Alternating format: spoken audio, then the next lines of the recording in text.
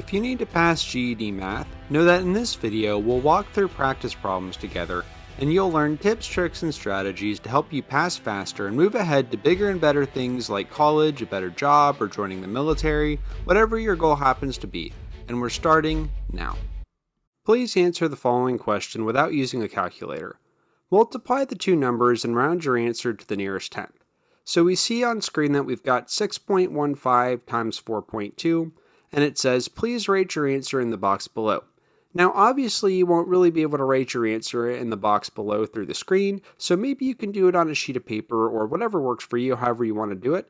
And if you'd like to, let me give you a chance now to pause the video and try to figure this out. Take all the time you need, then whenever you're ready, just unpause the video and we'll talk about it. Okay, so let's talk about the question here. So one thing that you can try if you get a question like this on the no calculator portion, if you have multiple choice answers, is to just multiply the numbers in front of the decimal together. So what I mean is you could do 6 times 4, and you would say, well, 6 times 4 is 24. So you can sometimes guess the right answer by knowing that. So for example, if we had multiple choice answers and you know the answer has to be something greater than 24, you can rule out answers that are less than 24, or even something that's a lot bigger, like 52 or 63 or something like that. Because 6 times 4 is 24, the answer to 6.15 times 4.2, it's going to be something slightly bigger than 24. Okay, but unfortunately, since we don't have multiple choice answers here, we're going to have to do the math. So when I do math problems like this and when I teach them on YouTube, I like to rewrite them so I've got one number on top of the other like this.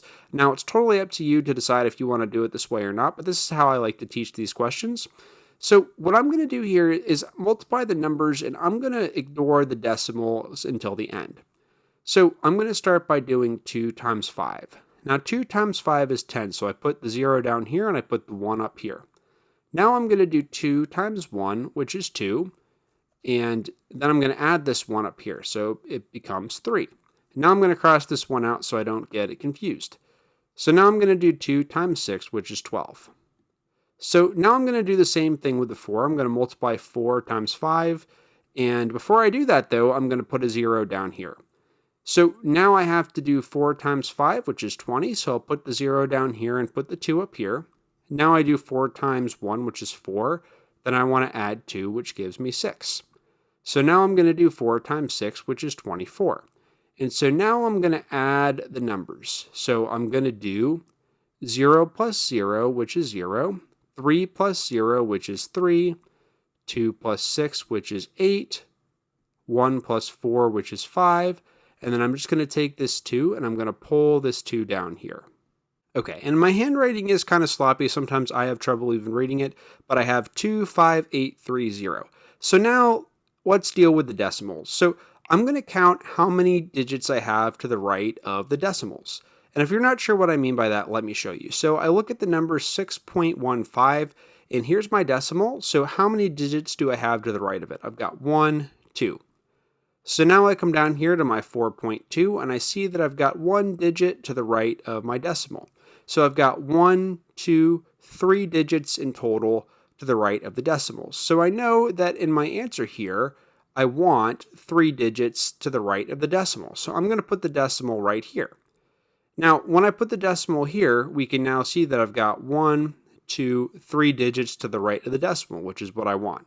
All right, so the right answer here is 25.830.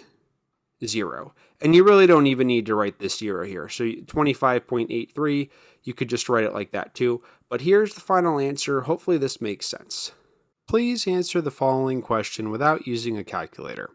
X over 15 minus 3 equals 5 is the answer A, B, C, or D. So let me give you a chance now if you'd like to pause the video, try this out, take all the time you need, and then whenever you're ready, just unpause the video and we'll talk about it.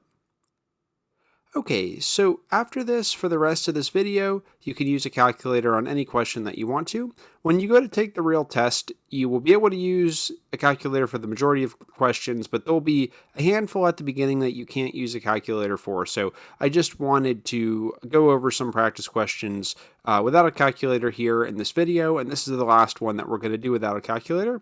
So how do we start this question here? Well, I'm going to start by ignoring the part that has the x, right? So this x over 15, I'm going to ignore it starting out here. And what I'm going to do is add 3 to both sides. Now, the reason I do this is because I've got minus 3 right here. So if I add 3, this cancels out, right? And 5 plus 3 is 8. So when I rewrite this, I'll have x over 15 equals 8. So again, I had x over 15 minus 3 equals 5. I added 3 to both sides, and I have x over 15 equals 8. So now, how do I get the x by itself here? Well, what I'm going to do is multiply by 15 on both sides, right? So I'm going to multiply by 15 on both sides. Now, why would I want to multiply by 15 on both sides? Well, the reason that I can do this is because, or the reason that I want to do this, I should say, is because the 15s will cancel out, and I'll have x equals 8 times 15. So what is 8 times 15? Well, without a calculator, the way that I'm going to do this is I'm going to write 15 and I'm going to write 8 below it. So I'm going to just do the math by hand like this. So 8 times 5 is 40, so I'll put the 0 down here and put the 4 up here. 8 times 1 is 8, plus 4 is 12. So I see now that x equals 120, so D is the correct answer here. Murray is a bus driver who needs to drive 3,300 miles for a trip. He is only permitted to drive a maximum of 10 hours per day. If he drives at 55 miles per hour the whole time and wants to complete the trip in the fewest number of days possible, how many days will the trip take? So now's your chance, if you'd like to pause the video, try to figure this out, take all the time you need, and then whenever you're ready, just unpause the video and we'll talk about it. So let's talk about this now. So the first thing that I'm going to do is 55 times 10. So why am I doing this? Well, let's say that he goes 10 hours per day, right? Which is what the question tells us. And let's say that he drives at 55 miles per hour the whole time.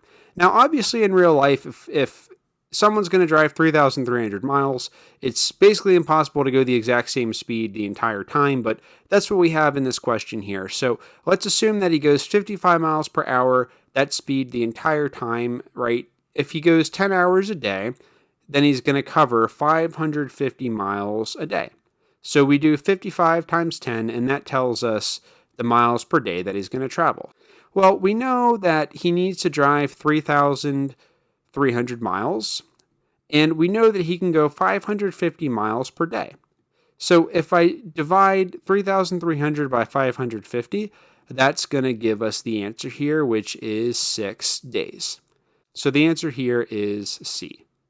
Please match the equations to the solutions. So let me give you a chance now, if you'd like to pause the video, try to figure this out, take all the time you need, and whenever you're ready, just unpause the video and we'll talk about it. Okay, so what I'm going to do here is just take each equation, and I'm going to go one by one here and just work out each equation here. And the name of the game for each one here is to get the x by itself. So in other words, we want to solve each equation for x. So if I have x minus 4 equals 16, and I want to get the x by itself, what I have to do here is add 4 to both sides. Okay, so I see x minus 4, so if I do plus 4, 4's cancel out over here. But whatever I do to one side, I also have to do it to the other. So 16 plus 4 is 20. So we know that for the first one, x equals 20. So I'm going to go ahead and write 20 right here in the box. So now I have 20x equals 100. So I'm going to do a similar process here, right? So I see that I have 20x, which is 20 times x. So what's the opposite of times? Well, the opposite of times is divide. So I'm going to divide by 20 over here. And when I do that, the 20s cancel out, leaving me with just the x on the left-hand side of the equation. But whatever I do to one side, I also have to do it to the other. So I come over here to the right-hand side of the equation. Now I have to do 100 divided by 20. Okay, and so we'll see when all is said and done that here x equals 5. So for 20x equals 100, we know that x equals 5. So let me put the 5 in the box here. Now I've got 7x plus 5 equals 26. So in this case here, I want to solve for x again, but I'm going to ignore the 7x for now, and I'm going to start by getting rid of the 5 on the left-hand side. So what I'm going to do is subtract 5 on both sides to start us off here. Okay, so I'm going to draw an arrow here just to show that I'm going to rewrite this over here. So I have 7x equals 21. So now what I have to do is divide by 7 on both sides, right? Because I've got 7 times x here, 7x. So if I divide by 7 here, the 7's cancel out. And whatever I do to one side, I also have to do it to the other side. So 21 divided by 7 is 3. So we'll see that the answer to 7x plus 5 equals 26 is 3. But let's go over the next one here. 20 over x plus 50 equals 60. So we already know the answer here, right? Because there's only one number left that we didn't do. But let's say we didn't know what the answer was here. How would we work through this? Well, there are a couple different ways to look at this here. The first thing that I would recommend doing is subtracting 50 on both sides. So right off the bat, what I'm going to do is just ignore the 20 over x, and I'm just going to do minus 50 on both sides. So when I do that, we'll have 20 over x equals 10. So from here, probably the fastest way to do this would be to multiply by x on both sides now. So if I multiply by x on both sides, the x's will cancel out to the left. Then I'll have 20 equals 10x, right? So I'll have 20 equals 10x. And so now what I'm going to do to get the x by itself is divide by 10 on both sides. So when I divide by 10 on both sides, what do we see here? Well, we'll see that the answer is 2. All right, so here are the correct answers, 20, 5, 3, and 2.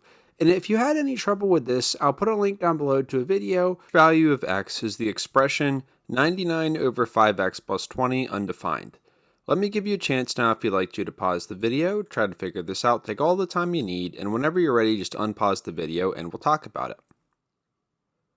Okay, so the strategy here is to take the 5x plus 20, and we're going to set it equal to 0, and we're going to solve for x, and that's going to give us the answer. And I'll explain why we're doing this in just a moment. But first, let's take 5x plus 20, everything in the bottom part of our fraction, and we're going to set it equal to 0, and we're going to solve for x. So what I'm going to do here is subtract 20 on both sides, and as we can see, 20 cancels out over here on the left-hand side of the equation, and we're going to have negative 20 over here on the right-hand side. So I'll have 5x equals negative 20. And now to get the x by itself, I want to divide by 5 on both sides. So we can see that x equals negative 4. And we know that b is the correct answer. But why does this make sense? Well, let's think about what would happen if we plugged negative 4 in for x. So I'd have my 99 is not going to be changed by that. And then I would have 5 times negative 4 plus 20. So what happens if I do this? Well, we know that 5 times negative 4 is negative 20. So I would have 99 over negative 20 plus 20. And negative 20 plus 20 is 0. So what I would have is 99 over 0. And in math, we can't divide by 0, right? So that's why B is the correct answer here. Brian made a list of some of his favorite movies from the year 2014 and the number of times he watched them. What is the mean number of times he watched each movie? So let me give you a chance now if you'd like to pause the video, try to figure this out, take all the time you need, and then whenever you're ready, just unpause the video and we'll talk about it. And please disregard this S here. It shouldn't say favorites, it should just be favorite. But anyway, let me give you a chance now to pause the video and try this out. Okay, so the idea here when it comes to calculating the mean is that we're going to add up all of the numbers, and then what we're going to do is count up how many numbers we have total, and that's what we're going to divide by. And if you're not sure what I mean by that, don't worry, because I'm just going to show you. So again, the first step for a mean question like this one is to just take all of the numbers and add them up, and then we're going to count up how many numbers we have, and that's what we're going to divide by. So we have 1, 2, 3, 4, 5, 6 numbers in our data set, so that's why we divide by 6. So again, to find the mean, what you have to do is take all of the numbers that you're working with and you're going to add them up, and then you count up how many numbers you have, like we did, and that's what you divide by. So the answer here is 4.5. So the next question says, please solve the compound inequality. So let me give you a chance now, if you'd like to pause the video, try to figure this out, take all the time you need, and then whenever you're ready, just unpause the video and we'll talk about it. Okay, so for a compound inequality question like this one, I recommend treating it like two separate inequalities. So what I mean by that is I'm going to start off by dealing with 26 is less than or equal to 4x minus 2. And then after that, I'm going to come back around and deal with the 4x minus 2 is less than or equal to 2x plus 14. So again, for a compound inequality question like this one, I recommend when you're starting out to treat it like two separate inequalities. Now, one thing I see here right off the bat that we could do is we could divide every number here by 2, and that would make this a little simpler to deal with, but I'm actually not going to do that. I'm just going to work through it as it is, but I just wanted to point out that that's one way we could make this simpler right off the bat, is by dividing everything by 2. But anyway, we're just going to work through it as it is here. So I start off by dealing with the 26 is less than or equal to 4x minus 2. Now, these inequality symbols can make things more confusing, but what we want to do to start out here is just kind of treat this like we would if this was an equal sign. So if we had an equal sign here, if we had 26 is equal to 4x minus 2, and I asked you to solve this for x, how would you do it? All right, that's kind of the thought process we want to start off with here. Okay, so we have 26 is less than or equal to 4x minus 2, and we just want to start off by getting x by itself on one side. So I'm going to start off by adding 2 to both sides. So when I do that and rewrite, I'll have 28 is less than or equal to 4x.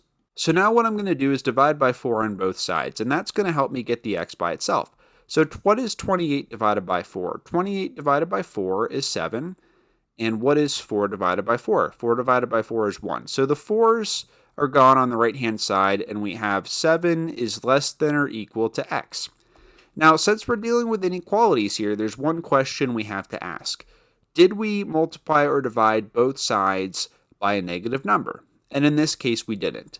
So again, a key question that you want to ask yourself when you're working with inequalities is, did I divide or multiply both sides by a negative number? And if the answer is yes, then you have to reverse the inequality sign. So again, this is a key point for inequality questions. You must reverse the inequality sign whenever you multiply or divide both sides by a negative number. So you're probably getting tired of hearing me say that, but it's a really important point for inequality questions. Right off the bat, we can roll out B and C. So it's looking like either A or D is going to be the correct answer, but how do we figure out which one's right? Well, now I'm going to come back around and deal with the 4x minus 2 is less than or equal to 2x plus 14. So now what I'm going to do is add 2 to both sides here. And at the same time, I'm going to subtract 2x from both sides. Okay, so again, I'm going to add 2 to both sides, and I'm going to subtract 2x from both sides. So if I subtract 2x on the right, the 2x will cancel out. And what I'm going to end up with is 2x over here on the left. And the reason is because 4x minus 2x is 2x. Now remember, I also said I was going to add 2 to both sides. So this minus 2 cancels out because minus 2 plus 2 cancels out. And on the right-hand side, I get 16 because 14 plus 2 is 16. So here's what I have now. 2x is less than or equal to 16. So now what I'm going to do is divide by 2 on both sides. So I divide by 2 on both sides here. The 2's cancel out on the left. So I'll see that x is less than or equal to 8. Now we can already see that D is the correct answer here, but there's one question that we want to get in the habit of asking. And that question is, did we multiply or divide both sides by a negative number? Now, in this case, we didn't, right? But just keep in mind in the future, if you get inequalities questions when you're doing other practice tests, or especially when you go into your test, just keep in mind that you must reverse the inequality sign whenever you multiply or divide both sides by a negative number. Now, great work sticking with me here throughout this question, because this is a hard example here. And if you had trouble with this or want to review inequalities more, I'm going to put a link to one of my videos down below in the description where I start with more basic inequality questions and we work our way up to harder examples like this one. So if you're interested, I'll put that link down below. Do you have any tips you want to add, Tommy? Thanks anyway. Lisa has a playlist of her favorite songs from the 80s. The chart below shows the number of times she played each song. What is the median number of times she played each song? Let me give you a chance now if you'd like to pause the video, try to figure this out. Take all the time you need, and then whenever you're ready, just unpause the video and we'll talk about it. So the first step here is to put the numbers in order from smallest to largest. So that's what I'm going to do. So we'd have 11, then we've got two 12s, then 13, and 16.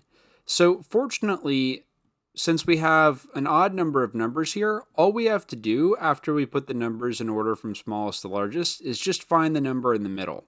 So here we see that 12 is the answer.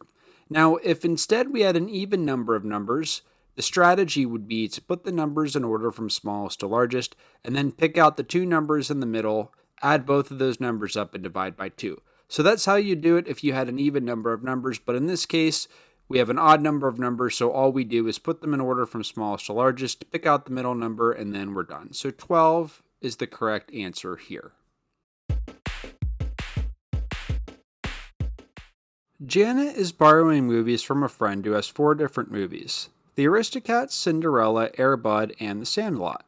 Janet will borrow 2 different movies. How many combinations of 2 movies could Janet borrow? So let me give you a chance now if you'd like to pause the video, try to figure this out, take all the time you need, and then whenever you're ready, just unpause the video and we'll talk about it. So as we walk through this question, I'm going to use this combinations formula. And you can use this combinations formula for combinations questions if they come up on your test. Now, unfortunately, they don't provide this one on the formula sheet that you'll get when you go in to take the test. So if you do want to use this combinations formula, this is one that you'll want to memorize. We have 2 different numbers here in our question. We've got this 4 and we've got this 2. Now we know that n is the total number of objects in the set. So n equals 4. And we know that r equals the total number of choosing objects. So r equals 2. So now I'm going to plug the numbers into the formula. So I'm going to plug 4 in for n. So we'll have 4 factorial. But what does that mean? Well, that's just a fancy way of saying we're going to do 4 times every number below it until we get to 1. So instead of just writing a 4 here, I have to do 4 times 3 times 2 times 1. And sometimes when I use this formula, I don't even write the times 1 because it doesn't change anything, because anything times 1 is just itself. But anyway, this is what I would do for n exclamation. So now let's come down to the bottom of the formula here. So we see that we've got r factorial, which is a fancy way of saying r exclamation. So what I'm going to do, since I know that r equals 2, is I'm going to write 2 times 1. And again, sometimes I don't even bother to write the times 1 here because it's not going to change anything, but we're just going to go with that for right now. And now I want to deal with the parentheses, n minus r. So 4 is n and 2 is r. So 4 minus 2 is just 2. And since I have this exclamation here, I'm going to write 2 times 1. And again, you don't really even need to write the times 1, but I'm just going to write it in here. And what I'm going to do now is I'm just going to do the math. So I have 4 times 3, which gives me 12. And then I do 12 times 2, which gives me 24. And then I do 24 times 1, which is still 24. So now let's deal with what we have down here. So I've got in the parentheses 2 times 1, which is just 2. Then I've got this other 2 times 1 here, which is just 2. So 2 times 2 is 4. And 24 divided by 4 equals 6. Now, we could have also simplified this, right? So we could have also seen that we had 2 times 1 up top and 2 times 1 down here. So we could have canceled these out. So we could have done 4 times 3, which is 12. Then down here we have 2 times 1, which is just 2, and we could have done 12 divided by 2, which gives us 6. So there was a way that we could have simplified it before we did the math here, but either way we're going to get 6 as the correct answer here. So the key takeaway from this question is that whenever you see something with an exclamation beside it, like for example 6 factorial or 6 exclamation, whatever you want to call it, the way that you would handle this is you would do 6 times every number below it until you get down to 1.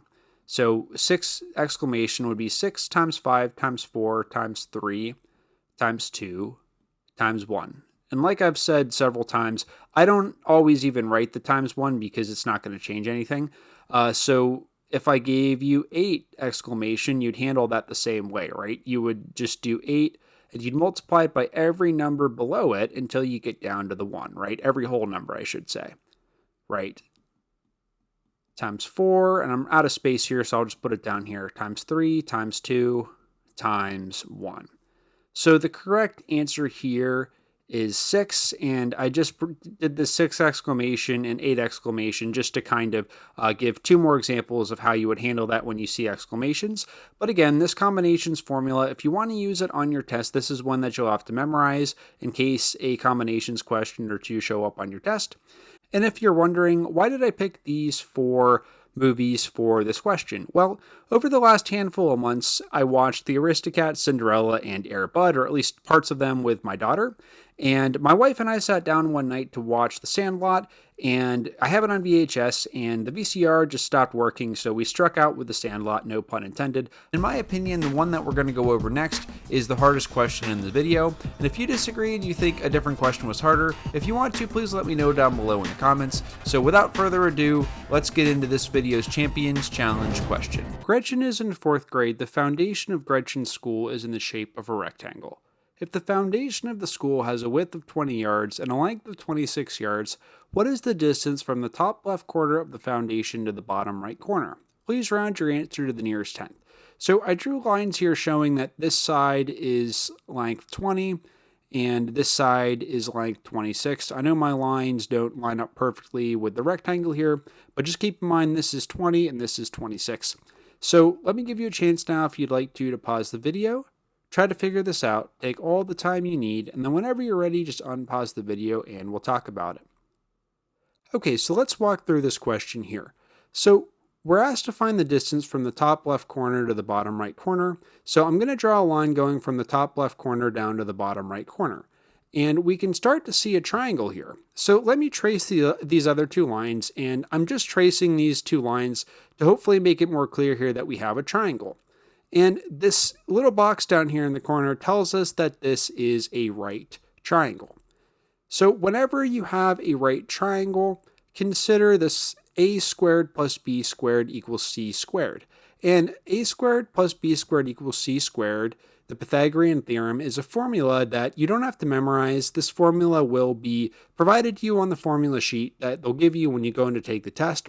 But just keep in mind here that whenever you see a little box like this in the corner, consider whether or not this formula is going to be what you need to use to get the question right. And in this case, it is. So this side of the triangle right here is what we need to find. And this is side C. So side C is always the biggest side of a right triangle. So the side that's opposite this little box type thing in the corner is side C. And this is called the hypotenuse, the biggest side of the right triangle. So if we can find the value of C, we'll get the question right. Now, you might be wondering, which value do I use for A and which value do I use for B? Well, you could plug 20 in for A and 26 in for B, or you could go the other way around and you could plug 26 in for A and 20 in for B. Either way, you're going to get the same answer. So I'm going to use 20 for A, so I'm going to write 20 squared plus 26 squared, and I'll use 26 for B. So now we can do some math. 20 squared plus 26 squared gives us 1076. So we have 1076 equals C squared. Now if you picked B as the answer, I'm guessing what you did was you got to this step here. So know that if that's what you did a really good job of getting to this step here, but we have to go one more step here to get the final answer. We need to take the square root of both sides to get C. So 1076 equals C squared, and we want to take the square root of both sides to get C. Now, using a calculator, we see that the square root of 1076 rounded to the nearest tenth is 32.8. So the final answer here is C.